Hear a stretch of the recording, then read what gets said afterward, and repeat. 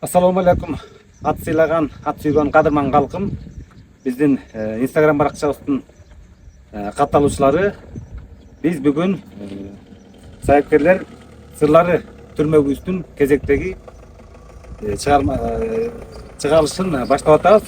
Мына пакеттин бөлүнүшүн өрөөнүбүздү ээлеп атабыз. Азыр бүгүн ресептер өрөөнүнөн чыккан. Андан тышкары республика боюнча легендарлуу сайыпкерлердин бири Бурганаков Талайдын сарбазына келип, ал киши Талай жөнүндө, анын ийгиликтери жөнүндө сиздер менен бүгүн маек кылып беребиз. Анда эмесе, Такем менен сүйлөшөлү, учурашалы, конечныйдан учурашып, анан Такем менен жакшы баарлашууну баштайбыз.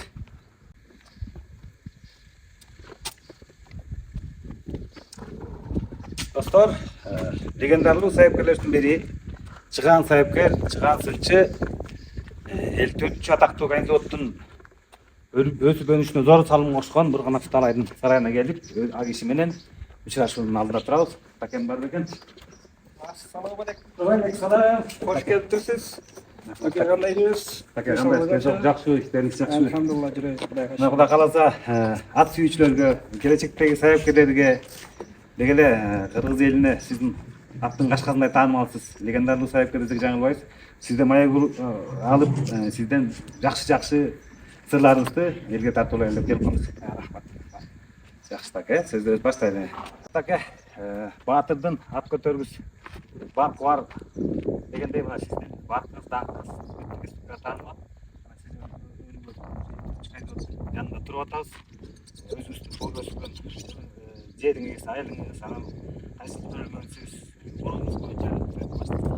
Мен ушул 4-чү жылкы чарбасы Канизовод ушул Бактуу долбоонун айылында ал жерде Кутур айылы, Прогресс айылы ушунда ушул айылда 1973-жылы туулуп ушул жерде туулуп, ушул жерде өстүм.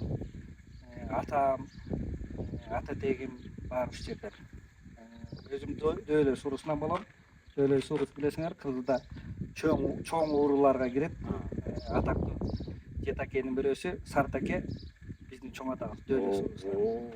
Сартаке биздин чоң аталарыбыз болот. Ошо Сартаке Мойтек экөө дос экен. Мойтек билесиңер? Жетакен. Ошол экөө дос экен, экөө чого ат чаап, ат баягы бүркүт салып жүргөн кишилер экен да, биздин каныбызда, ата-бабабыздын канында бар да, сайыпкерчилик. Эң сонун таке, сиз эми тектүү жердин тукуму турбайсызбы? Мойтаке, Сартакелердин урпактары болсоңуз, сизде касиет аябай чоң экен. Анан ошо өзүңүздүн сайыпкерлик өнөрүңүздү ушул заводдон баштадыңыз да? Ооба, мен эми ушу бала кезимен атам ушул жылкы чарбада, менин чоң атам да ушул жылкы чарбада жылкычы болуп иштеген. Атам болсо жылкы чарбасын ошо баягы бийлерди Донской энесине ажыратат да, жабады, тайларды. Ооба. Ошолорду ажыратканда 1,5 жашка чейин атам ошолорду алып бригадир болчу да. Үйрөтүп, жетекке көндүрүп, анан ушул алып келип бул тренингке күзүндө 1,5 жашында 1 жыл багып, анан өткөрүп берчү. Ошол отделениянын атам бригадир болуп иштеген өмүр бою. А мен деле ошо бала кезимде ушул атамдын боросуна барып, ошо эсимде бир 4 жаш, 5 жашым болсо керек, ошо жылкычылардын аттары минип, ары бери коронун ичине минирип койчу атам. Ток деп. Ошентип жүрүп эле анан кийин ушул 10 жашында жорго минип иштетип калдым, атамды ээрчип жүрүп. Өзү сайыпкер киши да, ошо тайларды өстүрүп, анан жоргону жакшы көрчү. Жорго кармап, ар дайым коробузда ошо 1-2 жорго турчу. Атактуу жорголор. Анан ошол 81-жылы биздин Чыңгыз Айтматов атактуу жазуучубуз Субариев принцип так. Ошол жери ушул ипподромдон атам жорголорун мингизип, анан сыйлыкка безочерет, жана анда Волга автомашинасы сыйлыкка берген да, ошол безочерет. Мээнетин сыйлаган экен. Мээнетин сыйлап, ошо жорго таптайт экенсиз, жорголоруңуз жагат деп ошо. Анан Тайкем өмүр бою Орозоев Эсенбай деген ошо жылкы чарбасында зоотехник болуп, институтту бүтүп келгенден 74-жылы бүтүптүр. Ошондон ушу 96-жылга чейин ушул жерде зоотехник, директор, зоотехник зам директор болуп иштеп жүрүп да. Тай жагыман дагы ошол түрткү болду да. Мен ушул сайыпкерликке ушул ат чаап ушу кесипке келип калгам. Эртайын тартат деген ушул экен да. Балким. Атаке, ошо сиздин сайыпкерликке болгон биринчи кадамдарыңыз ушу 54 кандидаттан башталган экен. Анан эми бул 54 кандидаттан чыккан күлүктөр республикабыздын баарына тарабадыбы? Бул өзү атактуу кандидат да. Бул кандидат жөнүндө кенен кеп кылбасак болбойт. Анан ушу кандидат жөнүндө, кандидаттын тарыхы, кандидаттын ийгиликтери жөнүндө бир айтып берсеңиз. Мен өзүм бала кездеринде ушул мына аркабызда турат го. Номер 54 жылкы чарба ушул атам айтчу эле, ушул сарай 74 жылы салыныптыр.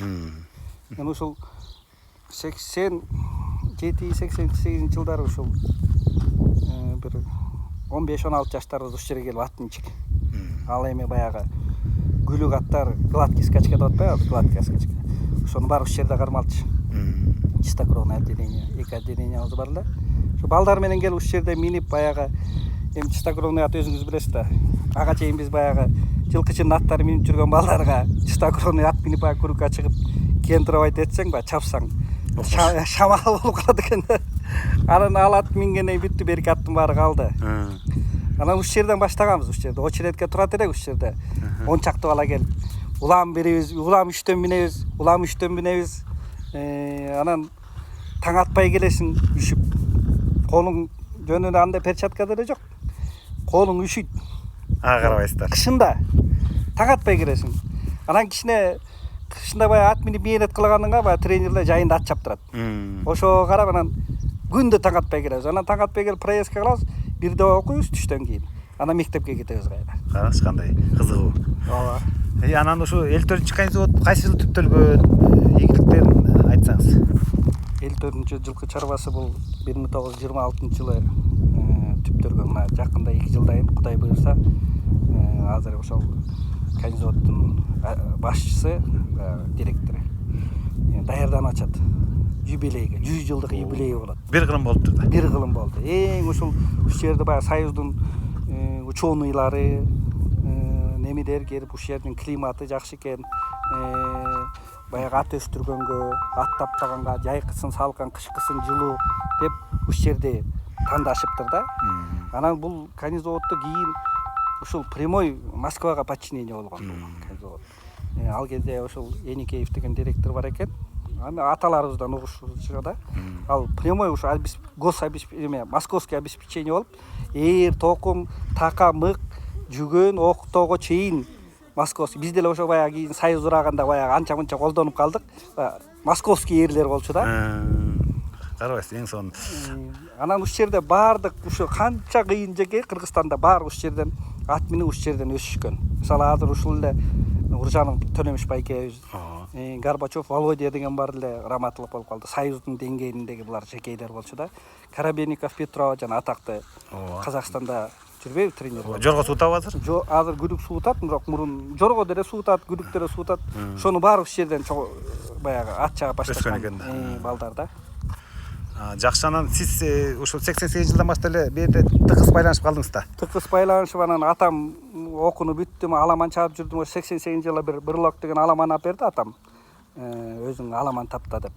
Аны үйрөтүп ошол чаап ушу 2-майда ушул жерде 2-май, 7-ноябрда, 8-ноябрда ат чабыш болчу.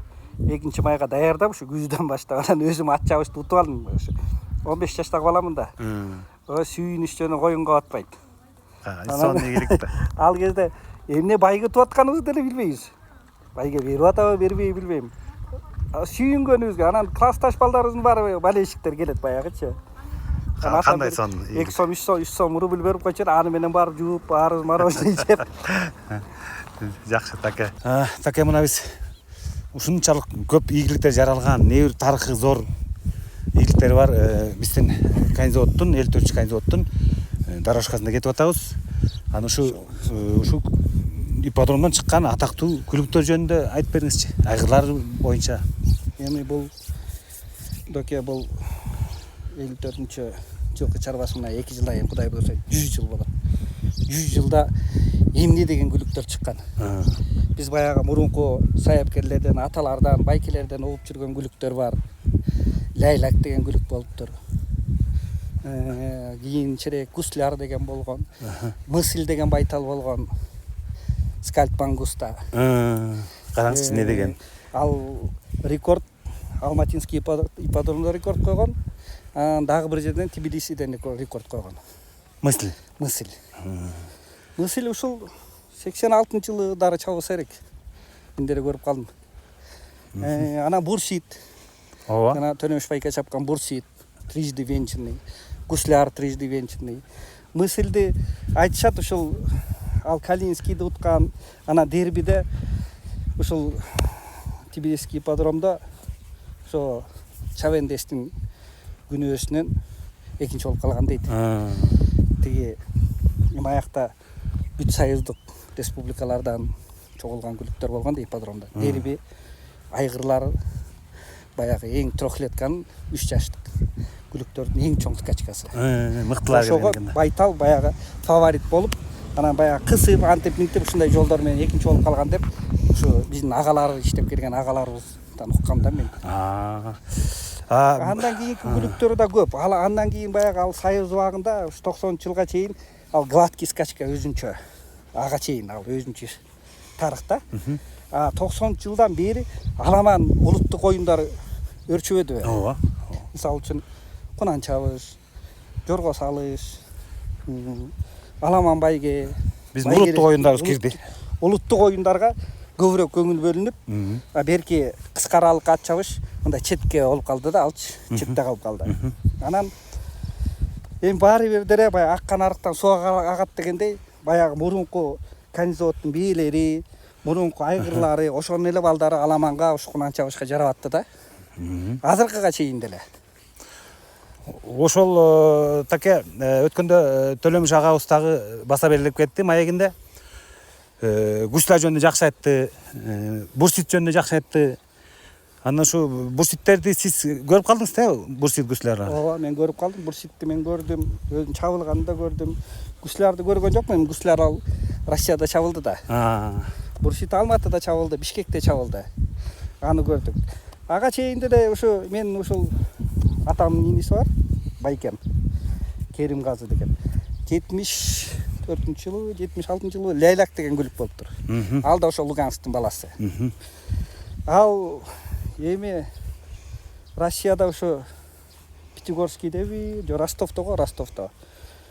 Аябай бир дерби болгон да, дерби. Ошондо эң жакшы союздун аттары чогулуптур.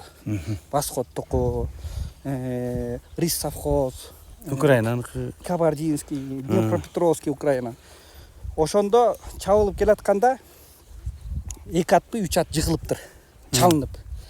Анан тиги Лайлак утуп кетиптир. Анан баягы башка тренерлер орустардын Кыргызстандыкы случайно утуп калды деген сөз болду. Чалашыптыр да. Тигилер жыгылып, анан ошондон Лайлак утуп кетти депчи. Анан кийинки жылы Краснодардан баягы жыгылган аттар, Рис совхоздун Канал деген жакшы аты бар экен. Ошол Канал утмак деген сөз болуптур. Канал жыгылып калыптыр. Алдын катка чалынып жыгылып. Анан приз СССРда кезигиптир. Анан ошондо байкем ошол өзү запись кылып барып, тренер орус экен. Ал орус эми сен барып кел деп, анан барып запись кылып. Анан ушундай бир баягы интрига, ушундай бир ажиотаж болуп атат дейт ипподром. Дейт Ростовский ипподром. Канал, дагы бир восходтун бир аты, биздин Лейлак дейт. Бир 7-8 ат. Кайсын сутат дегенчи. Фавориттер чогулган экен. Фавориттер старший группада эми баягы мурун Калининскийди уткан, Дербини уткан баягы мыктаттар да. Анан ошондо Лейлак, ошондо анан бир жекей Эдиков деген жекейди чаптырдык дейт. Эдиков деген жекей нейтральный жекей экен да ал. Тиги заводдо да иштебеген, бул заводдо да. Анан берки тренерим бир жекей жазып коюптур дейт, ал Восходовский жекей экен дейт. Экинчи анан Восходдун аттары бар аткандай мен болбой чырылдап бияка чалып руководствого байкемчи. Керимгазы Малаев деген Керим чалып башка заводдун эки жекеи өзүнүн заводунан бери биздин заводдун атын чаап атат. Экөө баягыдай бир неме оюн кылып ийбесин деп снимать этип туруп жана нейтральный жекейди отургуздум дейт. Анан кийин отурганда баягы жекей айтты дейт, я сегодня дерби выиграю депчи. Ох ата. Баягы. Үстүнөн билген экен да. Ал мурун баягы мечтайт этип жүрүптүр да, ат лейлекти чабыш керек. Карачы. Я сегодня выиграю деп анан утуп келди, канал экинчи болуп калды дейт. Анакей. Бул айтып отурса укмуш да берчи. Сонун кандай. Бул эл төрчүнүн Канизаводдун даңазасы да. Ооба да. Эми бул мурункураак экен. Эми таке кийинки соңку тарыхындагы мен угушумча Рашбург деген да жакшы айгыр келди деп атат. Ошол боюнча айтып бериңизчи. Рашбургту жана мен айтып өтпөдүмбү? Тайкем Канизаводдо зоотехник болуп селекционер болуп иштеген депчи. Ал киши жылкы чистокровный боюнча аябай кыйын специалист. Анан раматтылык Акматбаев Рысбек байкебиз күмбөз салды, Чолпон атанын күмбөзүн 2000-жылы. Анан аталам деп калды. Мага бир 3-4 жакшы бие, бир айгыр, аны чапканга бир 2 күлүк алып бергиле деп бизге келип, мага келип, мен ошол Тайкем менен тааныштырып, анан Тайкем баягы мурунку связьдар бар да. Анан сразу эле немеге чалды, Басияга. Давут деген досу бар экен, кабардинец. Аттарын Чехияда кармайт экен. Ошол айтты, менин бир быштым бар 3 жаш. Энеси Алинда деген бие, Кристин кызы. Крис деген мыкты айгыр. Ошонун кызы ошол эки биени Альмактумдун сарайына Ирландияга апарып кошком. Немеге? Инде Винс Седлервестин баласына. Шейх Альмактум. Шейх Альмактумдун барып кошуп келгем. Чехияда 2 жашында чабылып, ийинден аксап калды деген да. Эгерде алсаңар ошол экини Турлуханов ошол экинин агасын алыптыр, Темиркановду $160,000. А силер алсаңар тигини $15,000 берем деди Тайкеме. Ошондо сөзүңүз каралчы. Бул Темирканов деген күлүктүн бир тууганы болуп атат ошондо. Аталаш. Рашбург. Анан экөө бир айгырдан эгерде небесеңер казактар сурап атат, казактарга апарып берем. Эгерде алам десең, Эсенбай акчаңарды даярдап Алматыга кайсы бир күнү келе калла, мен ошол жерге жүктөп кетесиңер деди. $15,000 анда 2001-жыл, 2000-жылдын аягы, ушу февраль ай, 2001-дин февралы го дейм. $15,000 Бишкекте ушу калп айтпайм бир 3 бөлмөлүү квартирадан бир 2-3 келсе керек. Ой, караңыз. Аябай кымбат. Мен үчүн ал деген ушундай болду да, бир бул баягы бул колдон келе турган нерсе эмес дегендейчи. Күтүүсүз болгон экен да. Чоң акчадан да бизде $100 көрүлүк кез болчу да. Мисалы үчүнчү $100 чоң акча да биз үчүнчү. Анан Рысбек раматтылык байке алабыз деди. Көрбөй туруп силерге ишенем, алып келе деди. $15,000 берди. Чапкан алып келдиңиздерби же производитель кылган? Айгырлыкка. Ийинен аксап калган да. Анан алып келдик, алып келсек, эми Алматтан көрсөк укмуш айгыр экен. Сразу Марат Кожомжаров алып келип берди. Ажамга бардык, жүктөп келдик. Анан ошондо Марат Кожомжаров биздин кыргызстандык жеке биздин аттар чаап жүргөн караколдук. Атактуу жаке турбайбы? 1 саат кечиккенде айгыр калмак деди Алматта. Караңыз, буйругун. Жүктөп жиберип, кафеден чай ичип келсек, казактар келди акчасын салып. Баягы айгыр кайда деп. Давут я продал деди. Карачы, бизге буйругун Мен келатканда акчасын алып койдум деди. Бизге буйруду да эми. Рашбургту өзүңөр билесиңер. 2006-жылы жанагы көк байтал бар эле, кимеде Диадема деген токмокто экинчи келип Казакстанда жанагы Жастау деген жылкы чарбасынын жетекчиси раматтылык калды. Ошол келип ошол байталга $50,000 берген. Рашбургтун кызына. Энеси Англ араб бие болчу, энесин Россиядан алып келгенбиз. $50,000 берген. Аксакал Рысбек бекенин атасы бербей койгон. Атаман калган байтал эле. Ал Куранда да жакшы алып жүргөн. $50,000 ушу нак берген да. Бул бир эле бал азыр Рашбургтун. Бир эле бал. Башка көп балдар да чуркады да. Ой, өтө көп чуркады. Өтө көп чуркады. Аламанга да жакшы чуркады, Кунанга да жакшы чуркап жүрүштү. Угушумда ушул туурабы? Таке Бул Рашбрукту Кыргызстан боюнча бир эмес 2 жолу же лучший производитель деген наама алганчымы? Эми лучший производитель деп баягы Года деп официально биздин тиги федерация берген жок. Бирок эл берди да. Эл баалады. Мындай айгыр болгон эмес деді да. Ой, караңыз. Эми азыр ошолордун неберелери көп республикада. Өтө көп.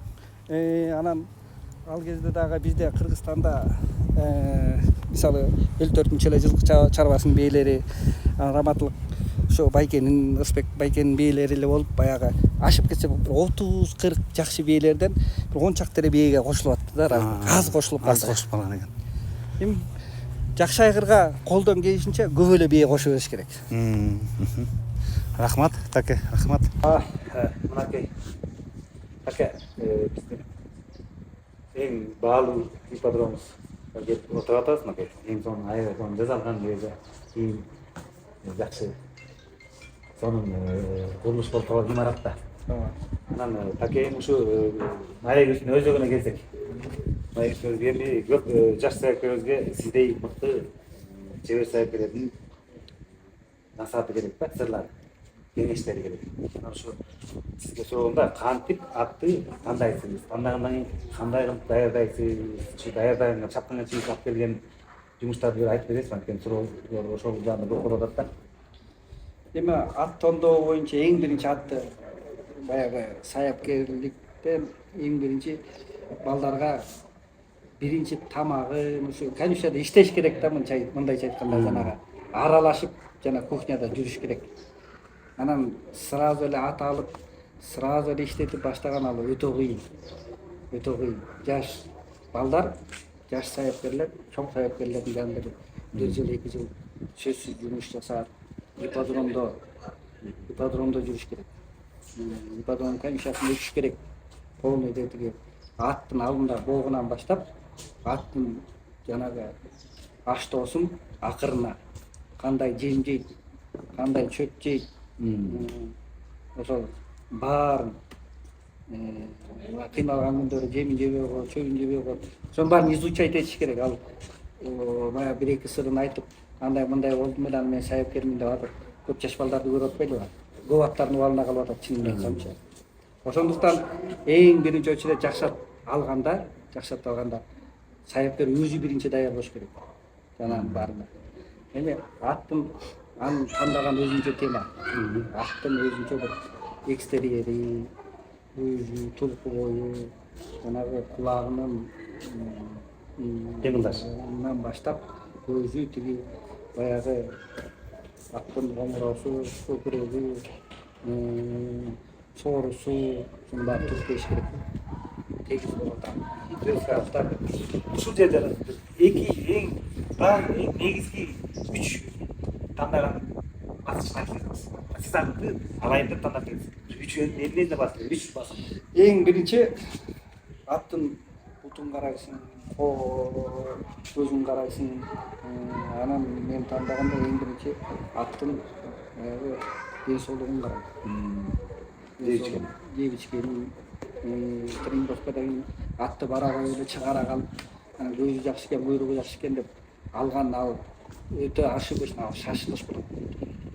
Ал аттарды биз көп алдык, өтө көп алдык.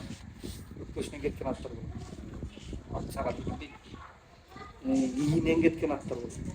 Азыр кымбат жолдорго саякта уруп жүрөт.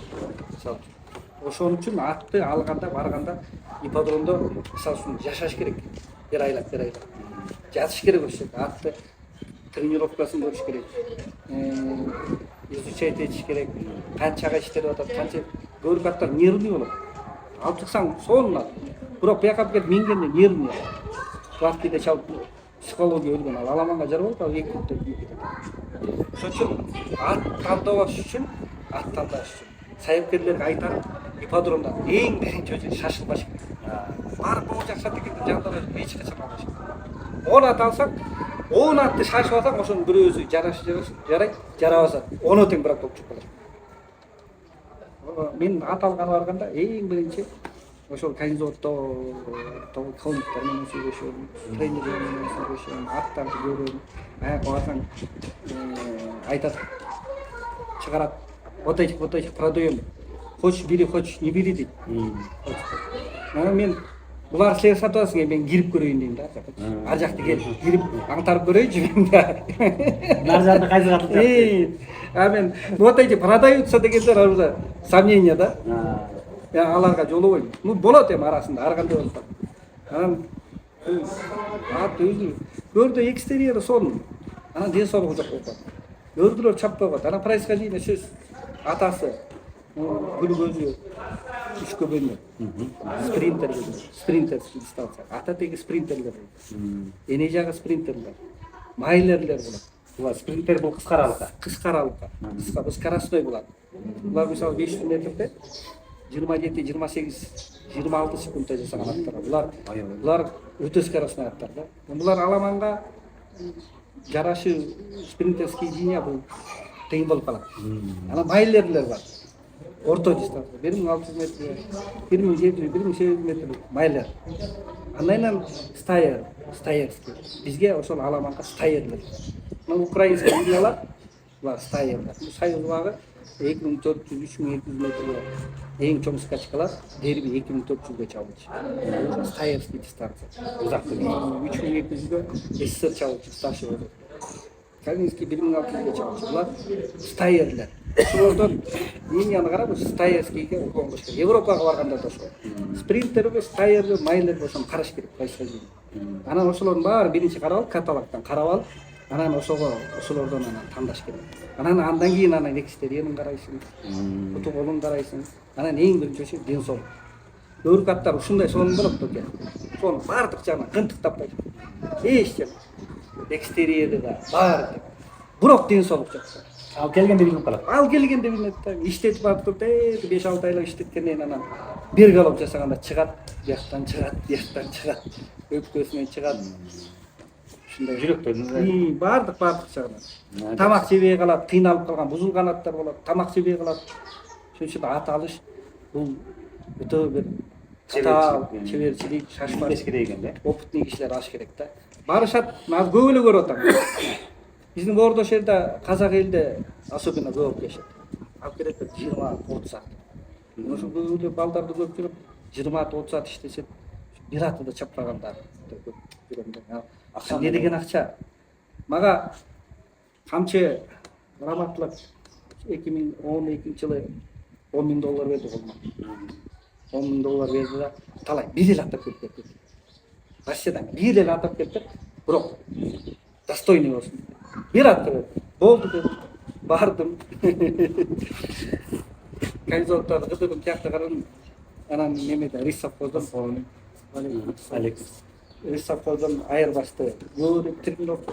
Бир ай жүрдүм ошто. Бир атка бир ай жүрдүм. Ишенесизби? Бүт тренировка. Бүгүн эртең менен тренерлер Россиянын тренери барганда жана неме деген тренер бар. Россия Серега деген Риссовхозда. Фамилиясы кім? Мен Торостун өзүнө барсам, ал керек жумушкачы. Кыргыз, ты чё? Всю ночь тут что ли был? Охранял что ли? Барам да тренировкаларын көрөм, бүт атты. Эки ат беришти, укмуштар туфлет. Экөөнтөн галоп жасап, биринчи галопун экөө актап калды. Бирөө аркы сабы суйрап калды, бирөө ийинен аксап калды. Анан айырбашты алып келип бердим, камчыга алып баякка. Мына дедим, бердим. Мени нааразы кылган жок, акым берди. Келгенде эле 2 ай даярдым, мен срочно бир ат чабышка кош деди. 2 ай даярдым, топпой келди. Казакстандан бери келген ушул аттар. Андан кийин 25 километр аламан деп. 3 айдан. Андан кийин бутунан кичине бир аз травма болду. Андан мен ал атты даярдабай өткөрүп бердим. Анан жекиш келди. Жекиш анан 3-4-кү, 2-3 машина өттү. Гладкий скачка өттү. Бул ат көрдүңүзбү, доке? Бул ат гладкийге да даярдап, жарат. Топко да жарат, аламанга да жарат. Бүт версияны уруп атат. Аттын экстерьери бар ушундай ат болчу да. Ылдый да чуркаган ат. Өйдө да чуркаган аттар бар. Баягы жол тандап асат да. Жол тандап жиптар да. Любой жерге чыгат да. Бир ай жүрүп тандаган менети сакталыптыр. Акталды. Бир эл атап келдим. Сонда. Таке, ошол эми ат тандоо боюнча дагы жакшы маалымат бердиңиз. рахмат. Эми ушул алып келген күлүктөрдү сайыпкерлик кылып сууткандагы сырлардан бөлүшө кетиңиз. Ошо алып келген күлүктү баштагандан чапканга чейинки аралык канча болуш керек? Анан кийин тери алуу деген бизде термин бар сайыпкерлерде. Ошол зарыл нерсеби же тери албай эле майда тери менен чаба бересизби? Эми алып келген күлүктү эң биринчи очурет эң биринчиси негизинен адаптация өткөрүш керек. Канча убакыт? Эми 2 ай. аттын өзүнө жараша болот. Bir ayda өтөт, 2 айда өтөт, жарым жыл, 1 жыл. Эми 1 жыл кармаса, 1 кыш өткөрсө, абдан сонунда. Теке биздин кышында жакшы өтөт адаптацияны. Чем могу жайга караганда. Анан эмне кылабыз? Анан иштетебиз, баягы башында бастырабыз, желдиребиз дегендей, ток иштетебиз, семиртебиз, суутабыз. Ошого канча убакыт кетет? Ошого эми шашпай дайындасаң 5-6 ай. 5-6. Эми ат кеберк аттар 4 айда деле жакшы аттар даяр болуп калат. 4-5-6 ай. 6 ай эми баягы аябай шашпай даярдаганда да. Анан тери алган боюнча бул терди сөзсүз эле алыш керек аттардан. Анан тери албаса кандай болот? Тоок алабыз терди. Тоогар подъемдарга иштетебиз. Баягы дыханияга иштетебиз. Анан бул кругка иштетебиз. Кругка бир 15-20 километр, 25 километрге чейин тери алган күндөр болот. Эми аттын этине жараша. Атың эттирөөк болсо, тоже көбүрөөк аласың. Калыңдап жабасың, узагыраак аласың. Атың жеңил даяр болсо, жеңилдеак жабасың, кыскараак алып коесуң. Ичине эле дыханияга иштеп коесуң. Баары аттын өзүнө жараша болот.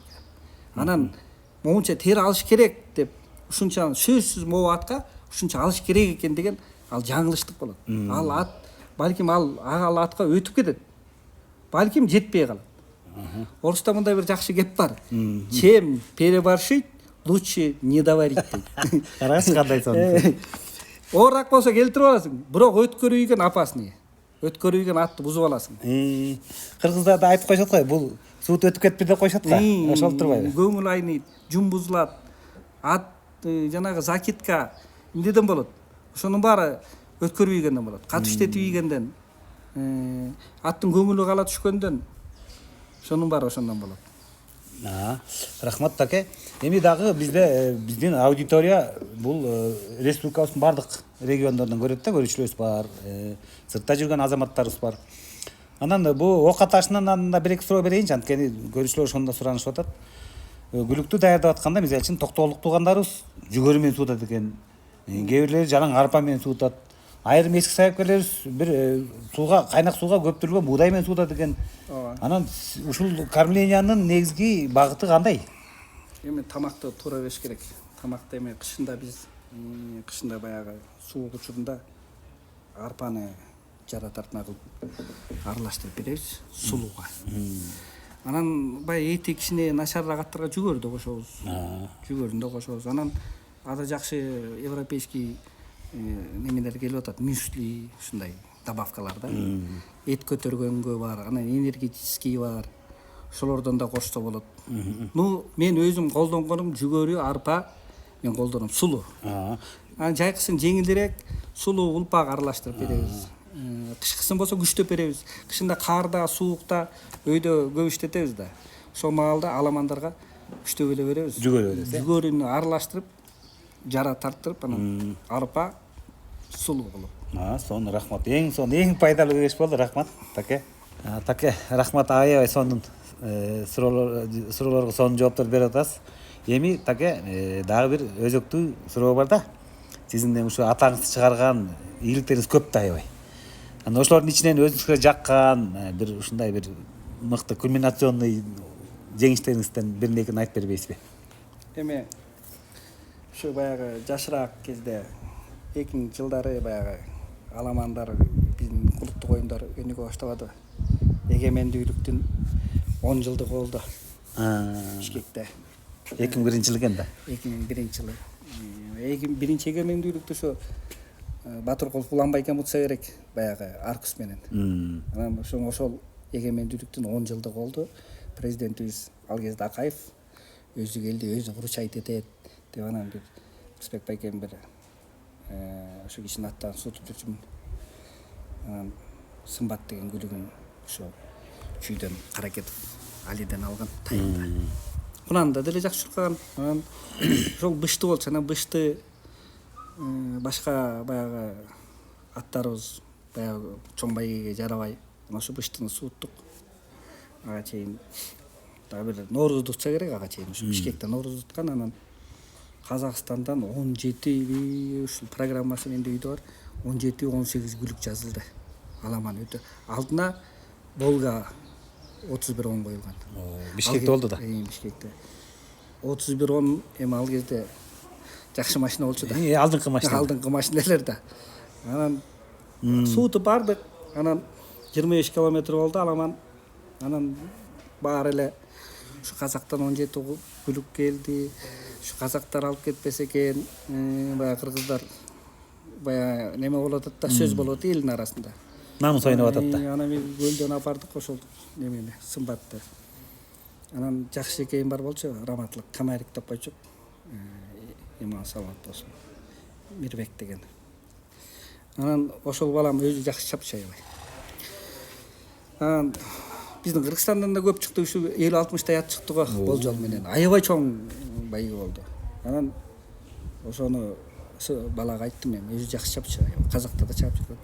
Топ алдыңкы топтун артында жүр болду. Анан өзүң билесиң 500ге келгенде айда бир тоого көбүштүк кемсин Бишкек Нипподром подъемда эмени көрдү ошо. Үйргө бир айда эми. Ошого аман эсен жетсең дедим. Аллага тапшырып бердим. Анан ошол азыркыга чейин элестедик, Уланбайкен сарайы жакта турганбыз.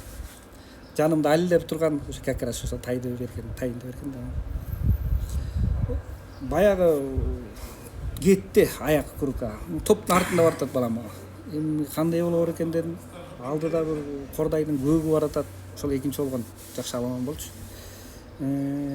Таластын бир дагы бир жакшы байталы бар эле, кара байтал беле, карагер беле, пахта беле ушундай. Пахта болуш керек. Ошол жакшы күлүктөр болчу. Кыргыздан да жакшы, Казактан да жакшы күлүктөр.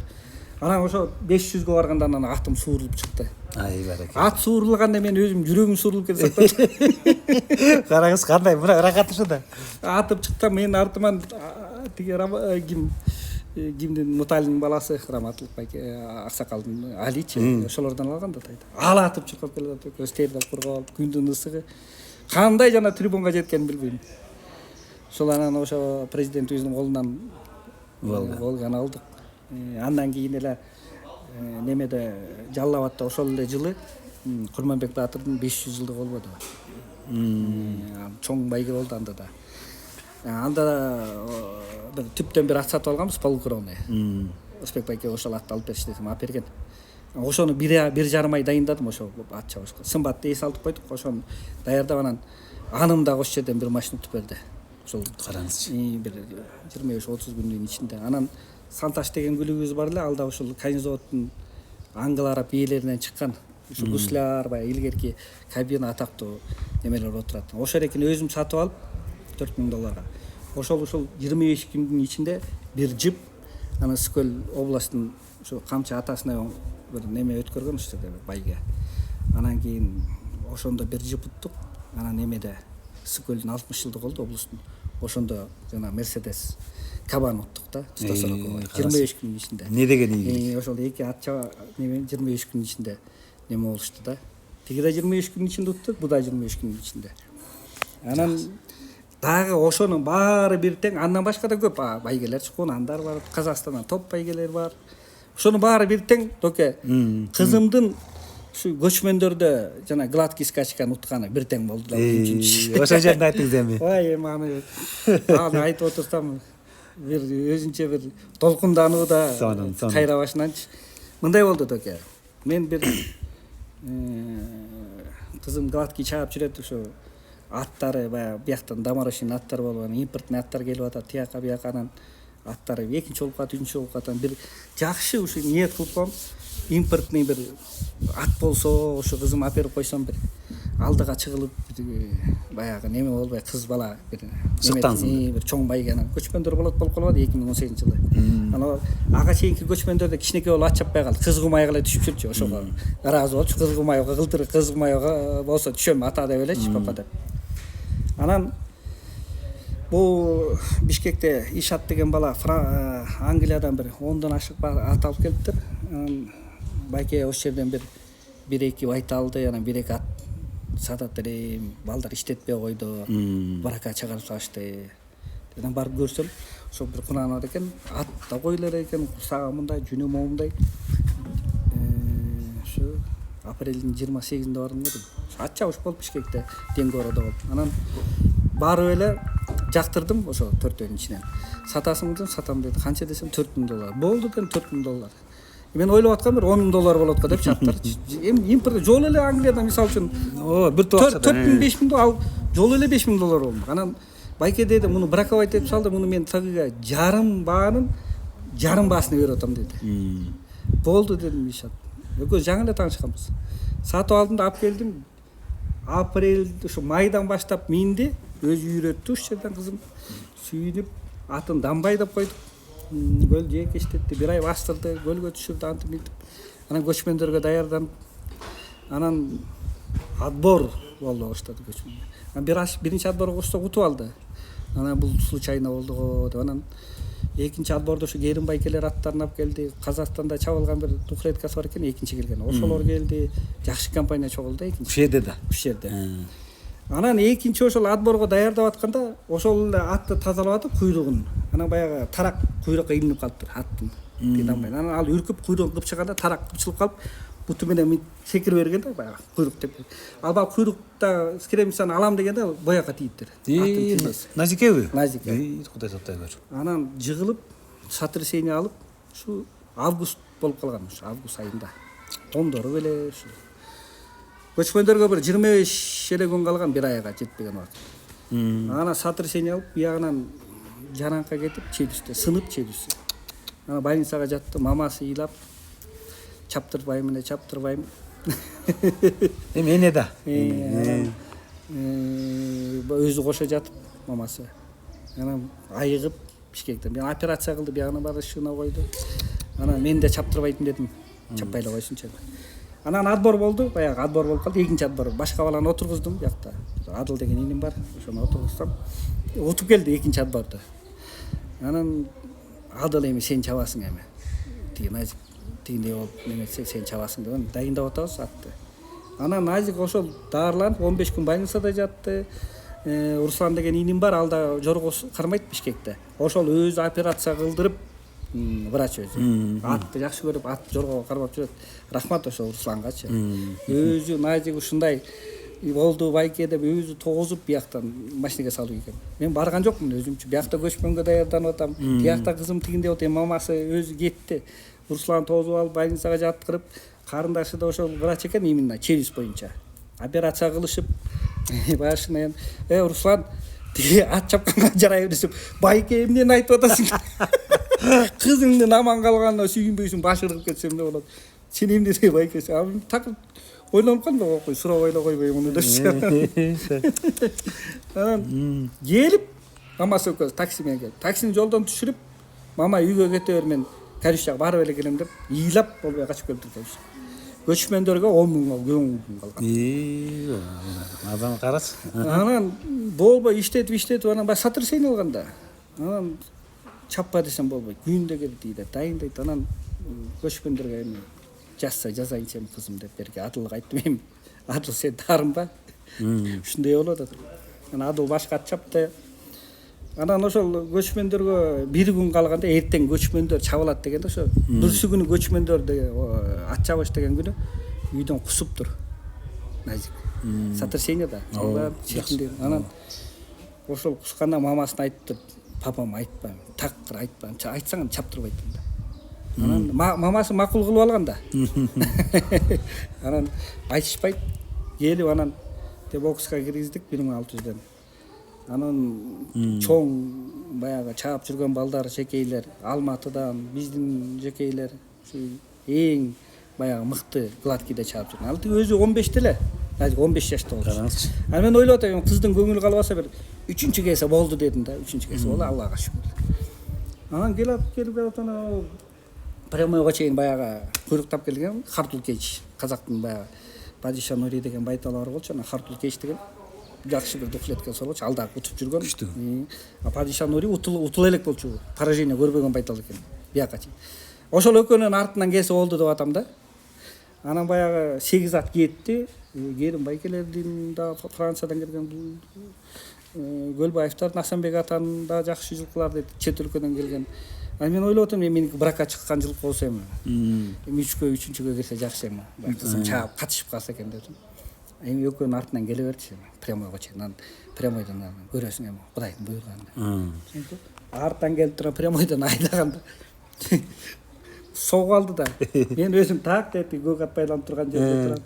Шапкемди көккө ыргытып сезимдериңиз кандай? Жөнүдө. Эми билбейм эми. Ана сөз менен жеткире албайм да. Укмуш бакытта. Эми бул өзүмдүн балдарын да чапкан, мен эки балам чаап чоңгон. Машинада туткан улуу баламчы. Бирок эми алар чапкан азыр эстеп да койбойм анычы. Ошо кызымдын ожонусун дагы эле көз астымда да. Укмуштар. Андан кийин анан көп утуп анан эми азыр Дубайда жана Индюринсте чаап жүрөт. Анан Чыңгыз Айтматовдук унутту 90 жылдыгын Бишкектен Душанбеден чапты, дагы жакшы ийгиликтерге жетип. Ошол жакшы. Ошол эң чоң баягы эсте калган мындай жүрөккө жакын ийгилик ошол да. Эң сонун кандай сонун ийгиликтер. Бул сиздин эле ийгилигиңиз эмес, бул ийгиликтер улуттун ийгилиги да. Ооба. Ал Докедагы айт биякта гостиницабыз бар да. Гостиницага оштон эжелер келген. Ады кайсы да алар акча төлөп жатып атышат да. Алар ошо кыз ат чабат дегенди угуп алып ушул жерге келишиптир баартең. Балейт этипчи. Карачы. Бирөө чачын өрүп атат, эртең мен ат чабышка даярдап. Бирөө чачын тарап атат. Бирөө кийимин үтүктөп атат, кызы ат чабат деп. Кандай сонун. Сыймык да, сыймык.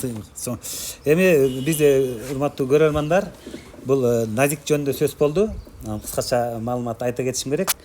Биздин Назик деген алтындай болгон кызыбыз, ушу улутубузга намысына жараган чабандес кызыбыз. Атасы мына биздин Такен. Азыр ошол Назик азыр ушул учурда Дубайга барып келди, Таке. Дубайдан келген, ушул азыр жайлата биякта болот. Жакшы.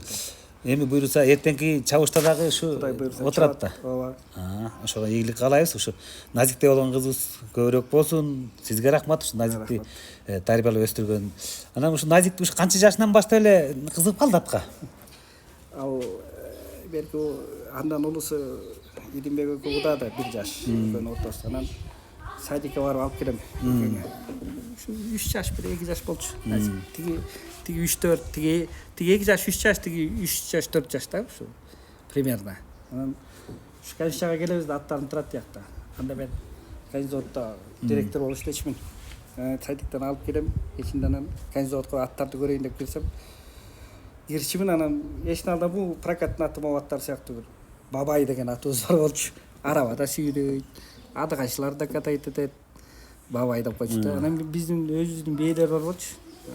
Чистакырон. Назикке бирөөнү берип койгом. Энчилеп могу байтал сеники болот.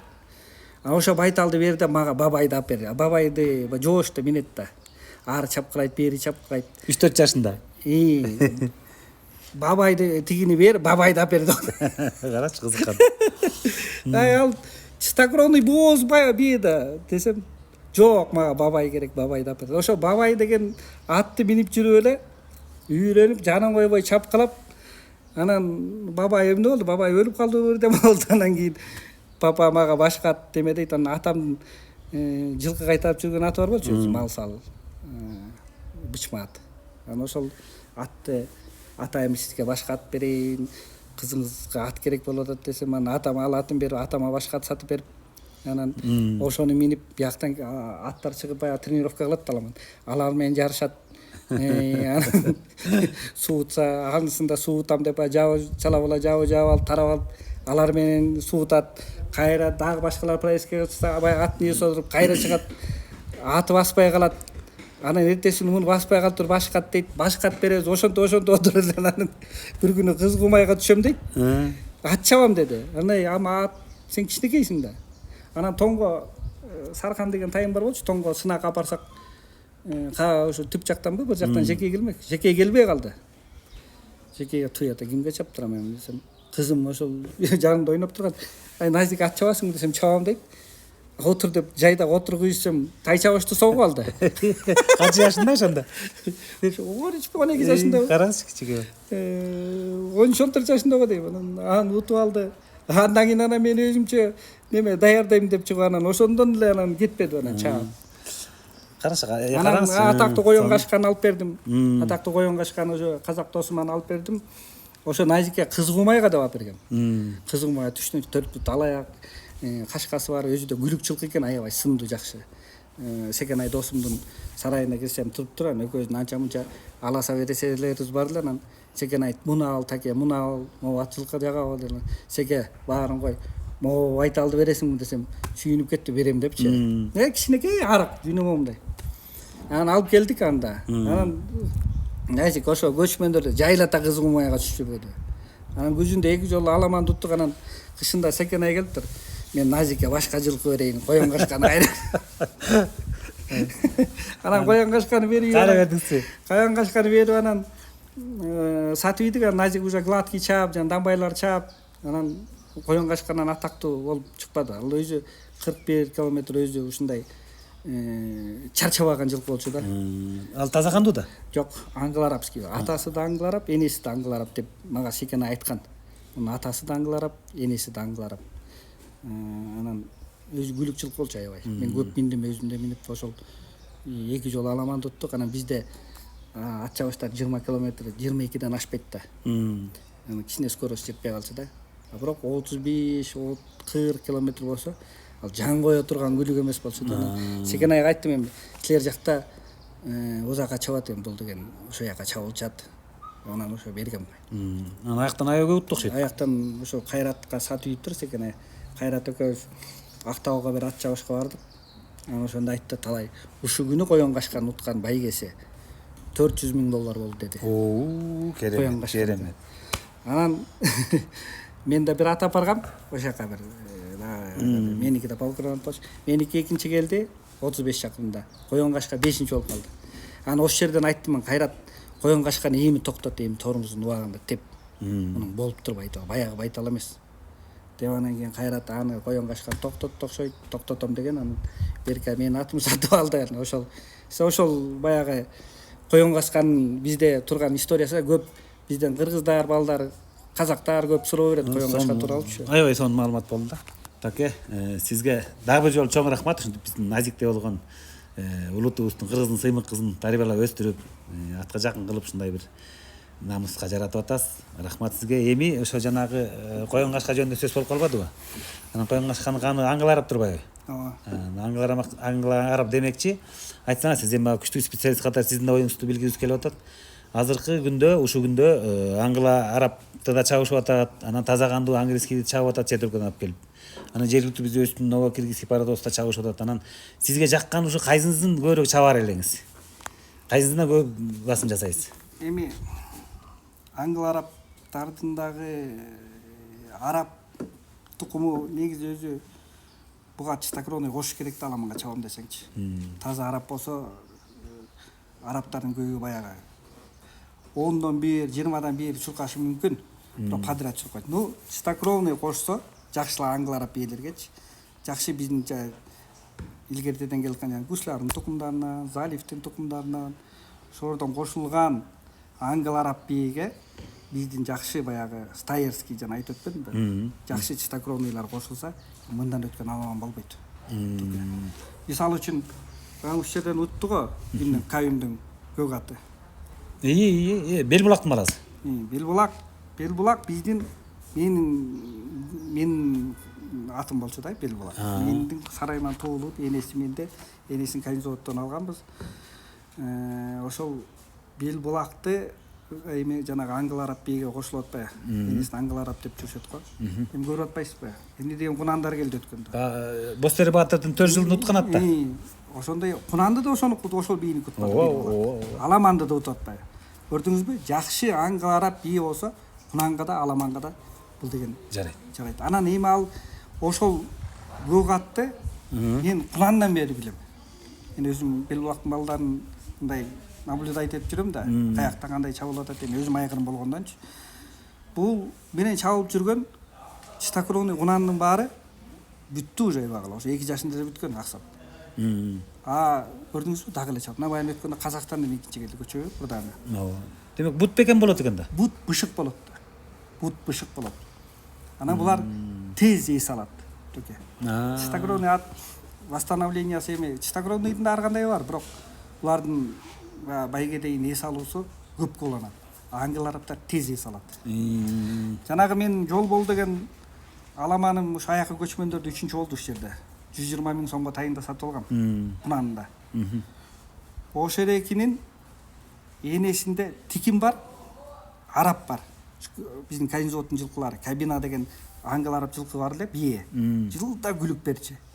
Ошонун тукумдарынан энеси жагынан. Атасы Гассан Скальптын баласы. Афинсфуртта отурат атасы. Кайнзооттун эле чыккан. Көчмөндөрдө эми чистокровныйлардын арасында 3-чү келбеди. Биринчи Байтору болду, экинчисине Көк болду, Көкшам. 3-чү ошол болду, 4-чү дагы бир чистокровный болду, 5-чи казактардын атактуу мурагер болбодубу? Ооба. Мурагер болгон. Ооба. Эми мен ал баягы ошого канына карап эле баягы ангелар ушу бышык болчу эле ушу аламанга деп эле алгам да. Чоң чабышка деле жарай берет бар, көрдүңүзбү токе? Жакшы рахмат. Я только муга айгырды жакшы подбор кылыш керек да. Жакшы айгыр отуруш керек. Так эми рахмат. Мунуңузга да сонун. Эми ушу учурдан да пайдаланып бир суроо бергим келип атат. Азыр ушу бел булак жөнүндө эл арасында жакшы пикир бар. Балдар чуркап өзүңүз айткандай.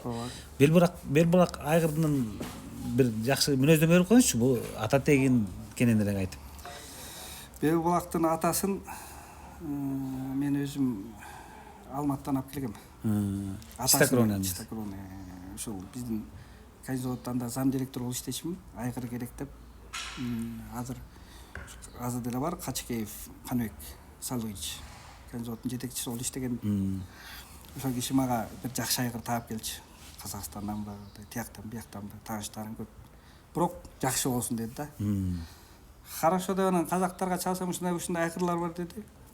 Баары тиян көрдүм, биян көрдүм, анан ошол Хурикен Тоң Седлербестин баласы да. Эми эмне болсо да баягы Ражбург промох берген жок эле. Бу деле бир жакшы болот болуш керек деп анан ошол Аспарухту алып келгем.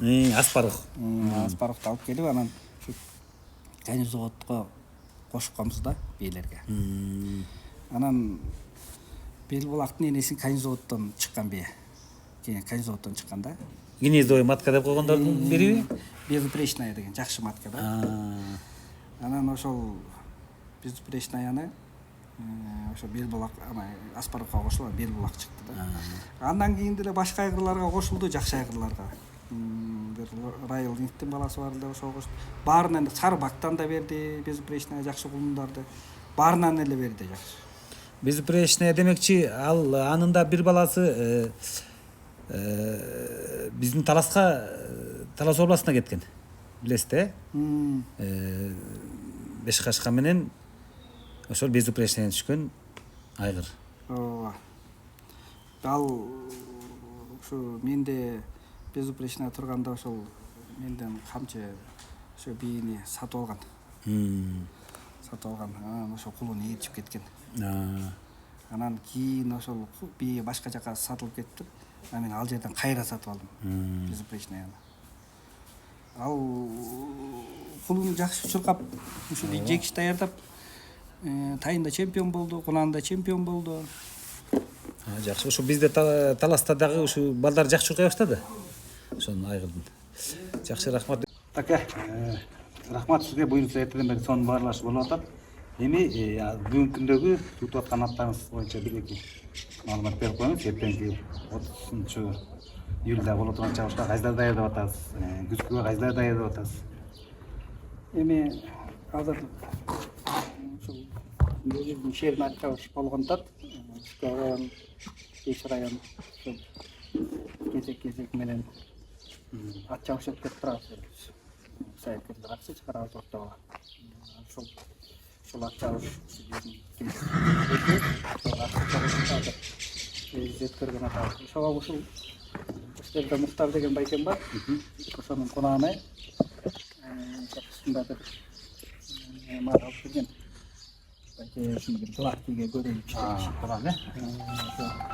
Энеси Брадеранын кызы. Атасы ошо Алтынбайкенин аякларынан экен. Энесинде Алтынбайкеден алган кесиптеттер. Аны ушундай алдап өткөндө бир жолу экинчи болду. Андан мурун бир жолу үчүнчү болду. Эртең эми чаптырабыз. эртең чабасыз. Кудай буйрса. Эми Кудай буйруп жакшы болуп калсаң да баш байгеге лицензия да көчмөндөр районунда эртең. Ооба, буйрса эртең эми отбордо ошол. Жакшы. Эми бул тияктан Федерациядан Россиядан келген жок эмес. Бизден Тома ошо Мухтар деген байке айтып атпаймынбы? Деген байкеден сатылган негизи. Ошо бийден иштеп Радион гана болсо тамашалап жүргөн. атасы да жакшы аягырат. Деген байкеде турат, атасынын атын тотал. Жакшы. Бул Кунанга. Гладкийге. Кунан Гладкийге. Аламан 3 жаш Гладкийге барбы? Чоң старший Гладкийге бар, алда жии Байтал. Алда 4-5 жаш. Анысы да көрүп коелу. Таке бул атыс боюнча бул атыбыз Нияз деген имим бар. Бишкекте. Жакшы көрөт өзү бала деген. Ошол Россиядан былтыр алып келген. Алып келип эт арып келип ошол былтыр Аламанда иштеп дейли. Негизи өзү Аламанга деп келген. Анан Гладкийге бир-эки чаяган эң кичинеги Аламанга деп анан былтыр бир жолу үчүнчү, бир жолу экинчи, анан бир жолу утты. Ошондон кийин эле Нияз Аламанды койбой Гладкийге чоң өрүнчү атыбыз тамам болот. Ошол быйыл ошо Ноорузду утту Бишкектен. Анан Бостердин атайын тоюн өткөндө экинчи болду. Ошол эртең Кудай буйруп байгеде жакшы результат келсе, жолдом алып калсак деп турабыз. Жолдом алып калсак. Бакаласа. Назик кызыбызды чакырып Бишкекке болчу. Таке мүмкүнчүлүктөн пайдаланып, көрөрмандарыбызга Назиктен да бек басып сөз сүйлөп коелу. Микрофонду такен микрофон. Назик, кандайсың? Бир токтор. Жакшы. Ама,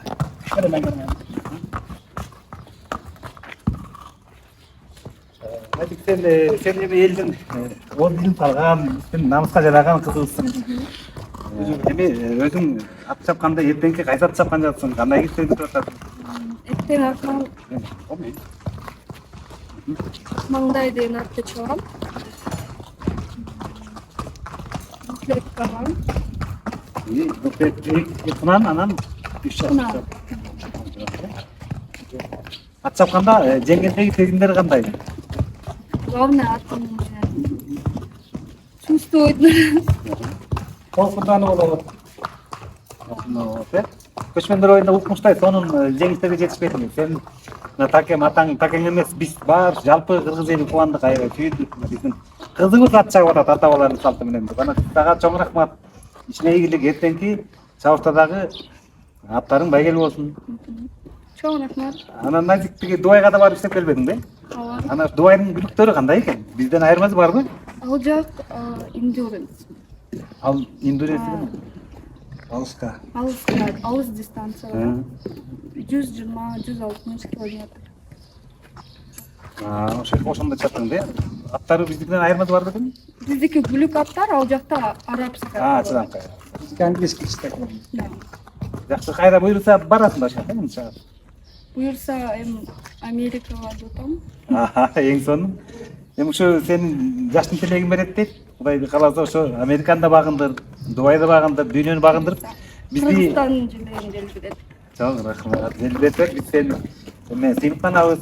Сага денсаолук каалайбыз, ишиңе ийгилик каалайбыз. Кудай деп биздин намыста кылып жүрөт. Чоң рахмат. Сизге да чоң рахмат. Ат чабатта. Көчкөндөр тутат, жанагы Гладкийлер тутат. Анан интервью алабыз кызыңыздан деп мага келет. Анан мен муну кубалайм, менден качат. Уялыпчы. Анан эптеп бир жолу тиги мама сөкөбүз кармап келип анан бери интервью берген. Ошол интервьюсу бар, анан ошондой кызымдын уялчак жактары бар. Эми кыргыз кызы уялчак, именчек болот да. Так ат чапкандан уялбайт турат. Сен Назик мындан ары ийгилигиң аябай дүйнөлүк деңгээлде ийгиликтерди багып турсаң, Interviewlarınızda көбірек болады, өзіңде көңіл қаласың, істеміктен жүре береді. Хорошо. Чоң рахмат. Рахмат. Сіздің ішіңізге де игілік болса, қырғыздың саяткерлерін, қырғыздың сыншыларын, елге таанылтып, ушулар ким билет эми бул көп эле саяпкерлер баягы союз убагында көп байкелер бар болчу, ат чаап жүргөн мындай жөндөмдө. Ошолор айтылбай ушундай неме тилбей эле калып кетти баягы. Сизге дагы ишиңизге ийгилик болсун. Чоң жумуш эми. Рахмат. Алла ыраазы болсун. Рахмат таке, сізге рахмат, жалаң тойда жолугалы. Тойда тойлошуп, бириктикте сый көрүп жүрө берели. Элге сиздин маалыматыңыз аябай керек. Рахмат.